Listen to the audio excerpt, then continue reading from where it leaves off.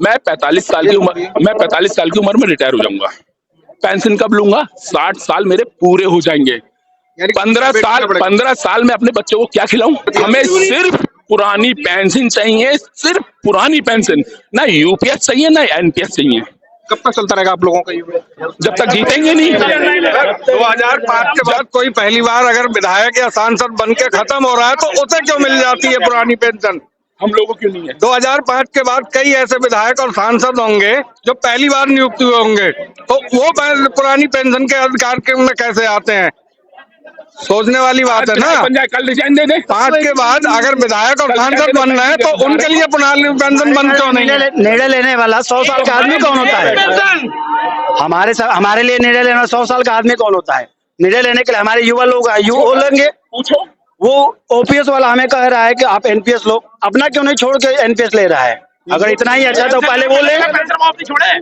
अच्छा बताइए, जैसे 24 में से पहली चुनाव जो था आप लोगों ने बड़ा प्रदर्शन किया, सरकार नहीं झुकी, 27 नजदीक है, क्या माना जाएगा रेलवे के कर्मचारी झुकेगी? जरूर झुकेगी। 24 में सरकार को झटका लगा है।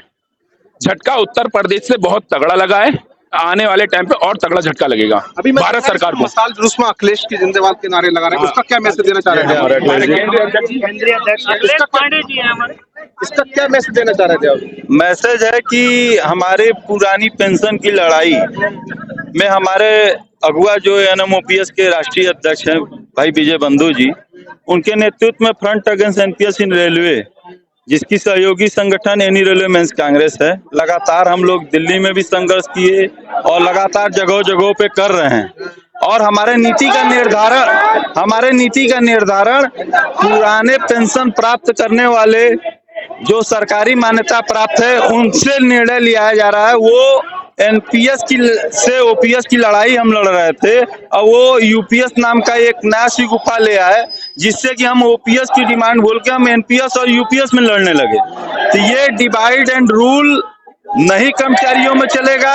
कर्मचारी सब जागरूक हैं, सब जानते हैं अपना अच्छा और भला, और हम उस दिन तक अपनी लड़ाई को, संघर्ष को बढ़ाते रहेंगे जिस दिन तक भारत सरकार ओपीएस प्राप्त नहीं कर लेती है, और उस दिन तक हम लड़ते रहेंगे जब तक हमको पुरानी पेंशन भारत सरकार नहीं बहाल कर देती है।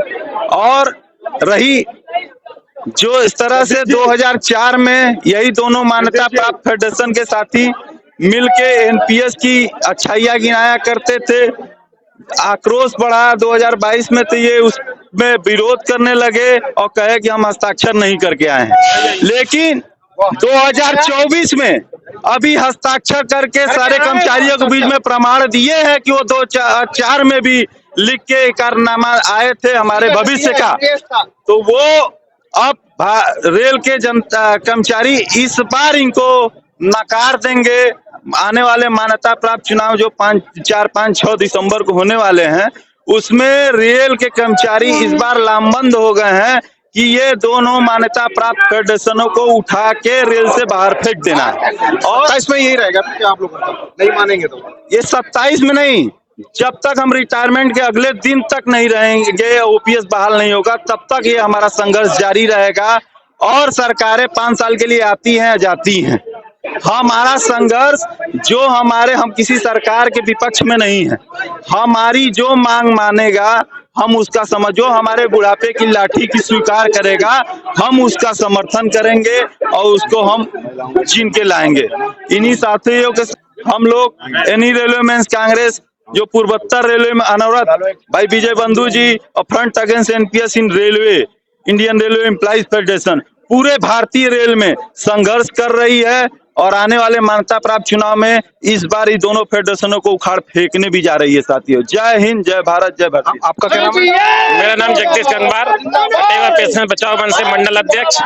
आज जो है हम लोगों का रेलवे मेंस कांग्रेस और अटेवा के संयुक्त रूप से आज मशाल जुलूस के रूप में जो हमारे ऊपर जबरदस्ती यूपीएस जो थोपा जा रहा है उसका हम लोग विरोध कर रहे हैं, और तब तक विरोध करते रहेंगे जब तक ओपीएस बहाल नहीं हो जाती। क्योंकि ये तो एनपीएस से भी बुरी है। जो पहले इन्होंने एनपीएस हम लोगों पे थोपी थी, अब वो यूपीएस तो है वो उससे भी खराब है। इसमें कर्मचारियों का जितना भी पैसा उनकी कटौती होगी वो सारा जो है वो ये सरकारें रोक लेंगे और कर्मचारियों को नंगे हाथ घर भेज देंगे। इसका हम जबरदस्त विरोध कर रहे हैं और आगे करते भी रहेंगे। अब आप भी रेलवे से हैं? हाँ, रेलवे से हैं। मैं दिनेश चंद्र उपाध्याय, पूर्वोत्तर रेलवे मंत्रालय इज्जत नगर से।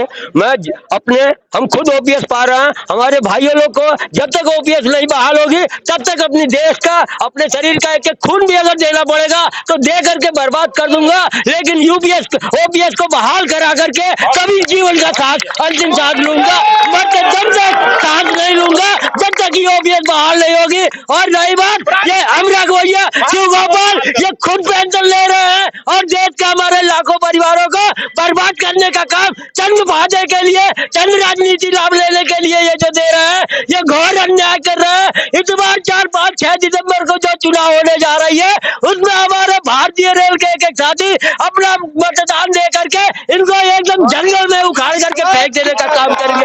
इसी के साथ मैं अपना जब तक जीवन रहेगा तब तक ओपीएस के साथ देता रहूंगा। मैं दिनेश चंद्र उपाध्याय। आप भी रेलवे से हैं? मैं रेलवे से डिविजनल सेक्रेटरी मंडल मंत्री रजनीश तिवारी हूं यहाँ। और ये संकेत है, जब 2007 में चुनाव हुआ था पूर्व में, और ये एनपीएस लाए थे 2004 में। साथी पत्रकार बंधु, मैं आपका धन्यवाद करना चाहता हूं कि आपके चैनल से हमारी आवाज वहां तक पहुंचेगी। और जब 2004 में एनपीएस लागू हुआ था तो 2007 में पूर्वोत्तर से ये गायब हुए थे, पूर्वोत्तर रेलवे से। और अब की ये फिर जीपीएस लाए हैं, यूपीएस लाए हैं। और मैं आपके चैनल से बता देना चाहता हूं, ये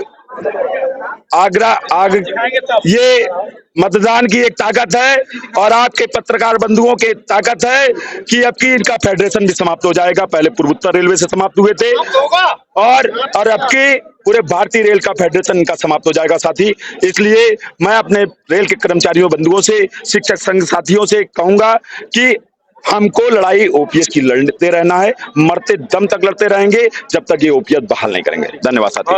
और